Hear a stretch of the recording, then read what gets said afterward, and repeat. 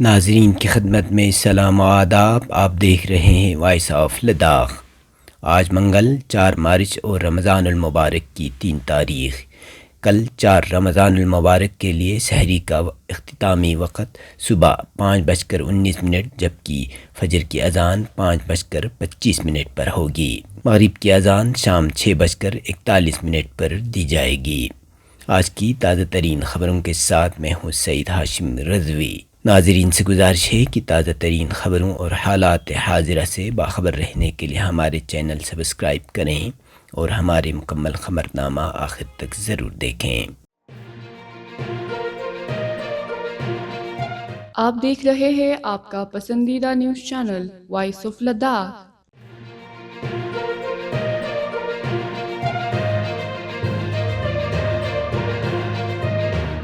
Chairman و chief executive councillor Ladakh پہاڑی ترقیاتی کونسل کرگل ڈاکٹر محمد جعفر آخون نے آج کونسل سکریٹریٹ میں ایک اعلیٰ سطحی اجلاس کی صدارت کی، جس میں ضروری اشیاء کی دستیابی، حالیہ برف باری، AN-32 کوریئر پرواز کی خدمات، صحت عامہ، پانی اور بجلی کی فراہمی سمیت عوامی مسائل کا جائزہ لیا.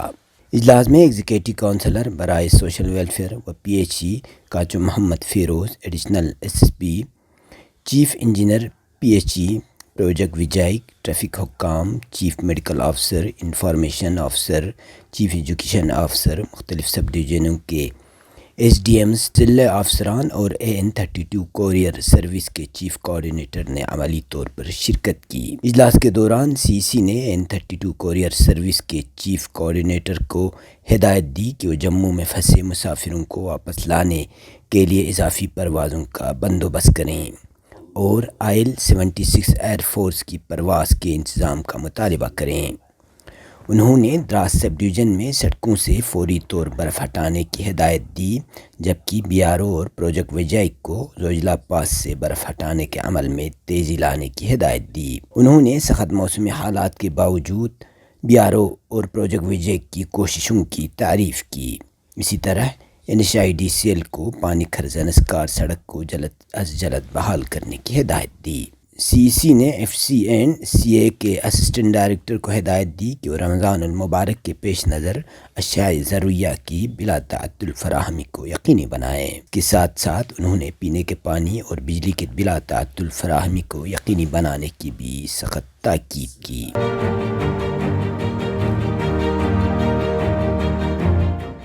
کرگل بلتستان کے معروف عالم دین آیت اللہ شیخ حسنین شعبانی النجفی پیر کے روز اسلامی جمہوریہ ایران کے قم مقدس شہر میں انتقال کر گئے. ان کی وصال پر امام خمینی میموریل ٹرسٹ کرگل اور جمعیت العلماء اثنا عشریہ کرگل نے گہرے رنج غم کا اظہار کرتے ہوئے مرحوم کے اہل خانہ، لواحقین اور شاگردوں سے تعزیت پیش کی اور ان کی مغفرت کے لیے دعا کی.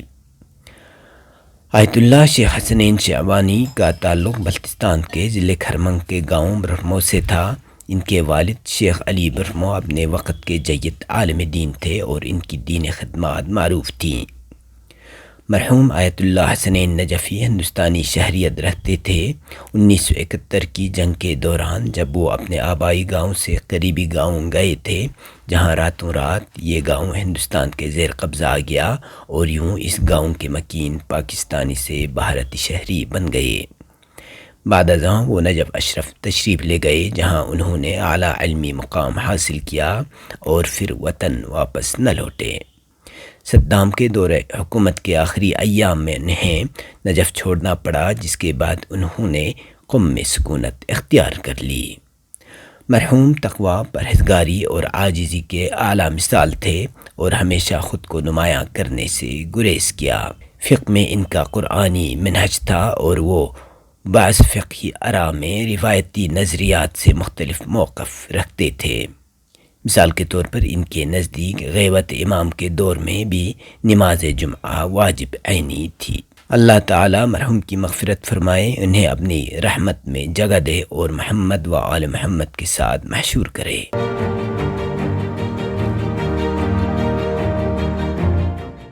کالج ٹیچر ایسوسیشن لداخ کے ایک وفد نے اسسٹنٹ پروفیسر ناصر الدین خفی کی قیادت میں 2 مارچ بروز اتوار کو یونیورسٹی آف لداخ کے vice chancellor professor doctor Saket Kushwaha سے ان کی رہائش گاہ پورک گیسٹ ہاؤس میں ملاقات کی۔ اس موقع پر کالج کے اساتذہ کو درپیش مسائل پر تبادلہ خیال کیا گیا۔ وفد میں ناصر شعبانی، تسونگ ریلسن اور آغا سعید موسوی شامل تھے۔ یہ ملاقات خطے کے کالج اساتذہ سے متعلق اہم تعلیمی و انتظامی امور پر ایک تعمیری مکالمے کا موقع بنی۔ ملاقات کے آغاز میں ناصر الدین خفی نے پروفیسر کشواہا کا پرتپاک استقبال کیا اور انہیں لداخ یونیورسٹی کے وائس چانسلر کے طور پر تقرری پر مبارکباد دی۔ انہوں نے امید ظاہر کی کہ پروفیسر کشواہا کی بصیرت افروز قیادت اور وسیع تجربے کے تحت یونیورسٹی اور اس سے منسلک کالج تعلیمی میدان میں نئی کامیابیاں حاصل کریں گے۔ ملاقات کے دوران کالج اساتذہ کے انتظامی اختیارات، سروس ریکارڈز اور ضوابط، تقرری اور ترقی کے امور، ٹرانسفر پالیسی اور ان سروس پی ایچ ڈی کی اجازت جیسے اہم موضوعات پر تفصیلی گفتگو ہوئی۔ وفد نے کالج اساتذہ کی یونیورسٹی میں تعیناتی کا مسئلہ بھی اجاگر کرتے ہوئے اپنے تحفظات کی وضاحت پر مشتمل ایک یادداشت وائس چانسلر کو پیش کی۔ پروفیسر کشواہا نے اساتذہ کی شکایت کو تسلیم کرتے ہوئے انہیں یقین دلایا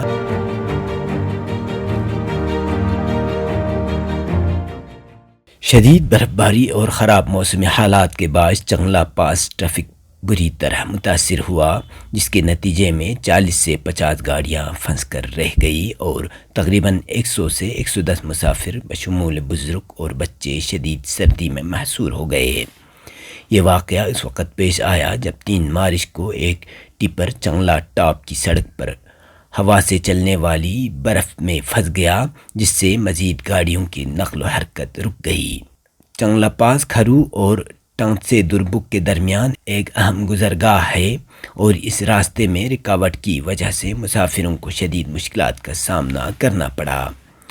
صورتحال کی سنگینی کو دیکھتے ہوئے D G P Ladakh police doctor S D Singh Jamwal کی ہدایت پر لداخ پولیس نے بی آر او اور فوج کے اشتراک سے فوری امدادی کارروائیاں شروع کیں۔ لیہ پولیس کی فعال تیاریوں اور تیز رفتار رد عمل کی بدولت بغیر کسی تاخیر کے تمام پھنسے ہوئے مسافروں تک پہنچ گیا۔ خراب موسم کے باوجود تمام گاڑیوں کو کلیئر کر دیا گیا اور مسافروں کو بحفاظت نکال لیا گیا، جس کے باعث ایک ممکنہ بڑے سانحے کو روکا جا سکا۔ لداخ پولیس نے عوام سے سخت موسمی حالات میں غیر ضروری سفر کرنے سے گریز کرنے کی اپیل کی ہے۔ مزید برآں چنگلا اور کھردونگلا کے راستے سفر کرنے والے مسافروں کو اینٹی سکٹ چین کے استعمال کو یقینی بنانے کی ہدایت کی گئی ہے تاکہ کسی بھی ناخوشگوار واقعے سے بچایا جا سکے۔ لداخ پولیس ہمیشہ عوام کی خدمت کے لیے تیار ہے اور محفوظ سفر کے لیے احتیاطی تدابیر اختیار کرنے کی تاکید کرتی ہے۔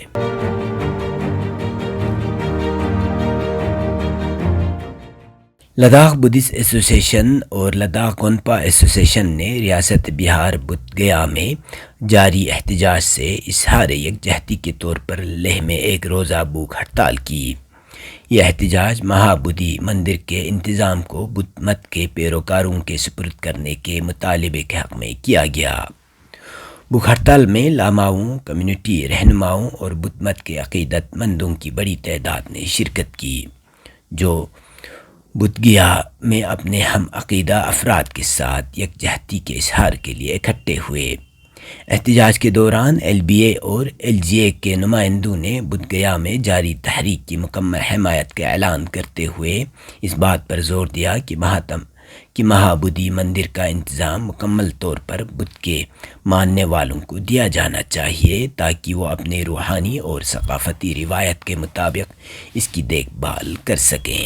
مظاہرین نے حکومت سے مطالبہ کیا کہ وہ بدھ گیا مندر مینجمنٹ ایکٹ میں ترمیم کر کے اور اس بات کو یقینی بنائے کہ مندر کا انتظام اور اختیار بدھ مت کے پیروکاروں کے پاس ہو تاکہ ان کے تاریخی اور مذہبی جذبات کا احترام کیا جا سکے۔ یہ احتجاج دنیا بھر میں بدھ مت کے ماننے والوں کے دیرینہ مطالبے کا حصہ ہے، جو مہابودھی مندر پر مکمل اختیار کے خواہاں ہے۔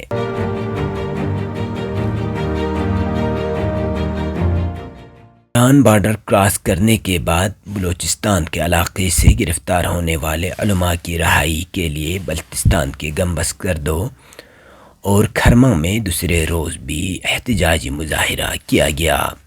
مظاہرے میں ہزاروں لوگ شریک ہوئے۔ علماء کرام، ذاکرین اور سول سوسائٹی کے افراد نے بلتستان کے 3 علماء کرام کی گرفتاری کو علاقے میں امن و امان خراب کرنے کی کوشش قرار دیا اور کہا کہ علماء کرام کو گرفتار کر کے حکومت نے بلتستان میں آگ لگانے کا منصوبہ بنایا ہے۔ ایک طرف دیامر میں متاثرین کو تنگ کیا جا رہا ہے تو دوسری طرف بلتستان کے پرامن علماء کو بلوچستان میں گرفتار کر کے علاقے کے امن کو تہوبالا کرنے کی دانستہ کوشش کی ہے۔ جب تک علماء کرام رہا نہیں ہوں گے، احتجاجی مظاہرے اور دھرنے جاری رہیں گے۔ مطالبات منظور نہ ہوئے تو احتجاج کے دائرے کو وسیع کر دیا جائے گا۔ علماء کرام کی گرفتاری کے خلاف شگر ہیڈ کوارٹر میں خواتین نے بھی احتجاجی مظاہرہ کیا۔ اب پیش ہے قومی اور بین الاقوامی خبریں۔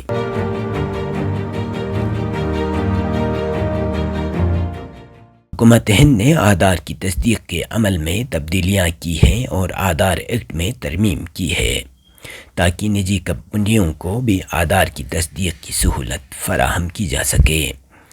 اس ترمیم کے بعد آدھار کی تصدیق کے ذریعے ہائی اسپیشلٹی، صحت، ای کامرس، تعلیم، کریڈٹ ریٹنگ جیسی خدمات آسان ہو جائے گی۔ ایک بیان میں حکومت نے کہا کہ نجی کمپنیوں کو موبائل ایپلیکیشنز میں آدھار پر مبنی چہرے کی تصدیق کو ضم کرنے کی اجازت دی گئی ہے، جس کا مقصد صارفین کے لیے ایپس کے ذریعے خدمات تک رسائی کو آسان بنانا ہے۔ اس عمل کے لیے الیکٹرانکس اور آئی ٹی کی وزارت نے ایک نیا پورٹل شروع کیا ہے۔ اس کے ذریعے سرکاری اور غیر سرکاری تنظیموں کو آدھار کی تصدیق کی سہولت فراہم کی جائے گی۔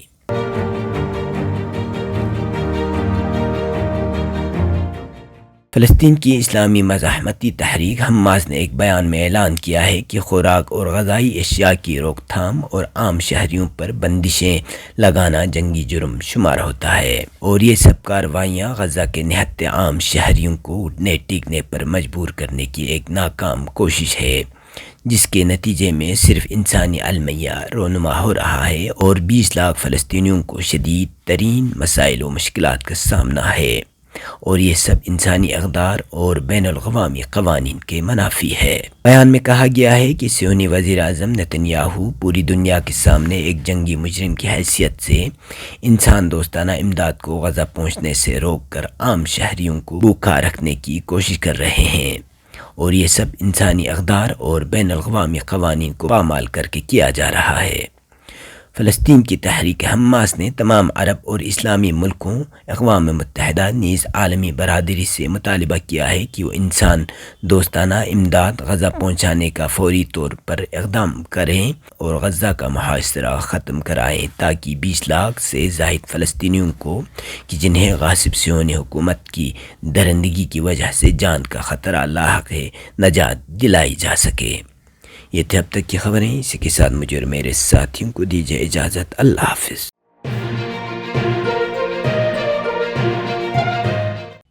مقامی، قومی اور بین الاقوامی خبروں سے باخبر رہنے کے لیے چینل کو لائک، شیئر اور سبسکرائب کریں، ساتھ ہی بیل آئیکن دبانا نہ بھولیں۔